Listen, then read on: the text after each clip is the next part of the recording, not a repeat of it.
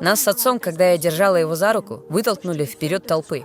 В центре этой толпы была арабская женщина, одетая точно так же. Она была связана и сидела на ящике.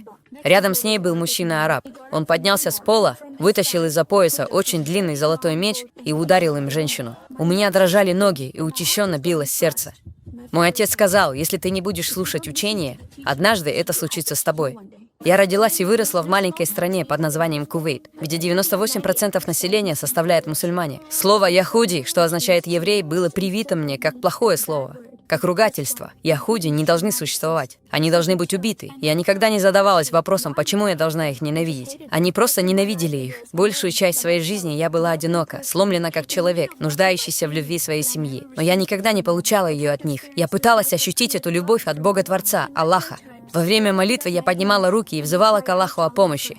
Пожалуйста, пусть мой отец перестанет бить мою мать. Пожалуйста, пусть мой отец перестанет бить меня. Но помощи не последовало. Для мусульман Бог не является личным Богом. Бог не говорит «я люблю тебя». Моя бабушка внезапно тяжело заболела. Через 2 дня она скончалась. Я была опустошена, потому что потеряла своего лучшего друга. И одна женщина подошла ко мне и спросила, все ли у меня в порядке.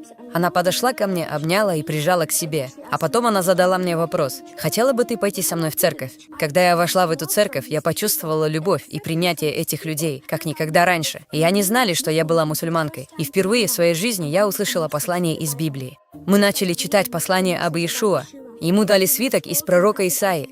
Дух Господа на мне, потому что Он помазал меня возвещать бедным радостную весть.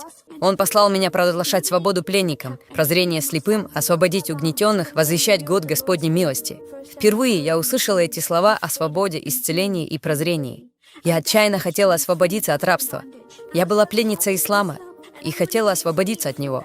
Я была ослеплена ненавистью в своем сердце. Тьма рассеялась в моих глазах, завеса спала с моего сердца. Я знала, что решение покинуть ислам, которое я принимаю, это важное решение. По законам шариата, исламским законам, это карается смертной казнью. Но я отчаянно хотела познать живого Бога. И в тот день я отдала свою жизнь тому, чтобы стать последователем Иисуса. Это Бог Израиля, Бог Авраама, Исаака и Иакова. А народ Израиля – это сердцебиение Бога. И я сказала: «Боже, прости меня, я не знала, я ненавидела Твой народ. Я люблю еврейский народ, потому что я следую за их Богом, их Мессией. И Он сказал мне любить их. Ваш Бог, ваш Мессия изменил мое сердце, отдав за меня свою жизнь, чтобы я могла жить вечно. Он спас меня. Он пришел и снова принес радость в мою жизнь. И я счастливая женщина». И я заплакала, и они тоже заплакали. И мы смогли начать отношения друг с другом. Они обняли меня и полюбили. И я верю, что люди смогут почувствовать некоторое исцеление, когда услышат мою историю. Для меня большая честь иметь это в своей жизни.